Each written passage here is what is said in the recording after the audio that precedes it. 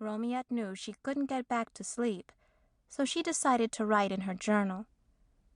Writing soothed her, relaxed her, and tonight, she thought, was one of those nights that she needed to really chill. This was my favorite Christmas present, thought Romiette as she stroked the smooth leather cover of her new journal. She sat cross-legged on her bed with a blanket around her shoulders, relaxed a bit, breathed deeply, and opened the journal slowly. She carefully wrote her name on the soft, cream-colored front page. She blew on it gently to make sure it would not smear, then, with great anticipation, opened to the first page. She liked starting a fresh journal. It was full of possibilities and unanswered questions, of days yet to come and events yet to happen. She decided to start by describing who she was. Maybe somehow she'd find an answer to the terrible dreams.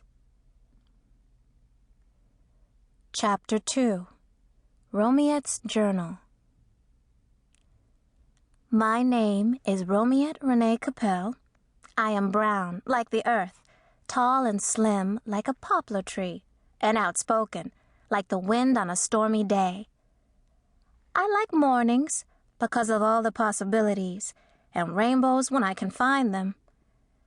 I am 16 years old, and I'll be driving by the end of the year. I like chili, macadamia nut cookies, and environmentally safe products. I believe recycling is essential for the future of this planet, so I never throw anything away.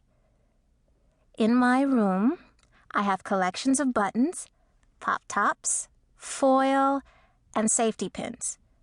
I like to talk on the phone in the dark because it adds mystery and conserves energy. I hate picky people, watermelon and chocolate.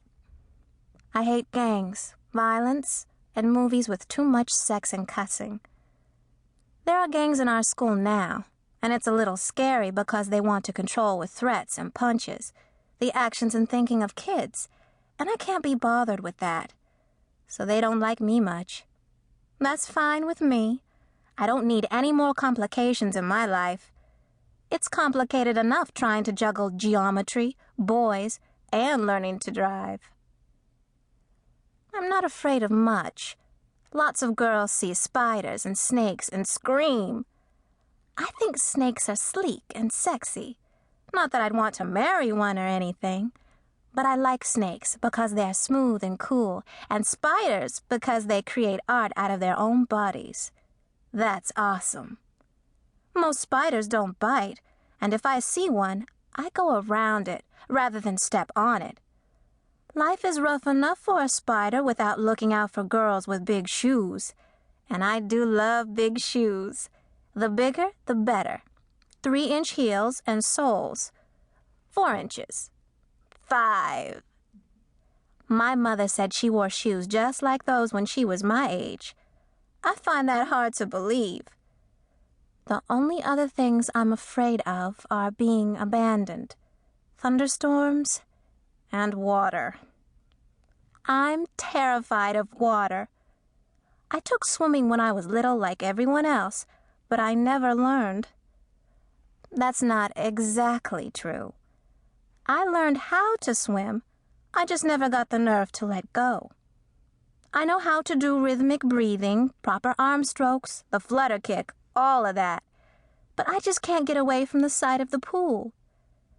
When I'm in the middle with nothing to hold on to, I panic. There's just nothing solid, nothing to grasp. The water slips through my hands, and I flounder. Then I start to sink. Then I scream. Then, of course, I get embarrassed. So I go to the pool, but I stay on the side, or splash with the little kids in the shallow end, so their parents can go swim in the deep water. Even walking by the deep end makes me feel ill. But I've never fallen in, never had a near-drowning incident, never even slipped in the bathtub. Which is why that dream freaks me out. I'm going to have to ask my dad. He would tell me what to do without getting too worried about it.